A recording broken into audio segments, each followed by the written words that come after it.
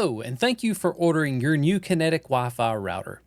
This video will walk you through how to install your new Beacon Residential Gateway to ensure that you have wireless internet coverage throughout your home. First, let's look at the Optical Network Terminal, or what we call the ONT. This device should already be inside your home. A Kinetic technician would have placed it for you when your fiber service was installed.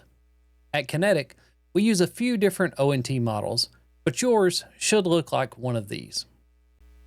You'll notice that they all have some similarity, with an optical port where the fiber plugs in, a port for a telephone jack, and one or more Ethernet ports. For our purposes, we're looking for the Ethernet port.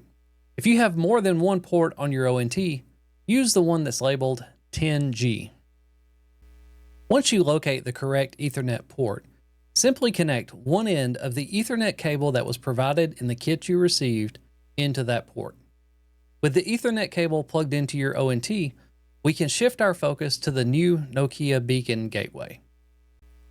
In the box you were shipped, you have received either the Nokia Beacon 6 or the Nokia Beacon 19. Both will provide similar Wi-Fi coverage in your home, and while they are different shapes, they share a blue Ethernet port on the back of the device. It is labeled WAN, or W-A-N. This is the port we will connect the other side of our Ethernet cable into.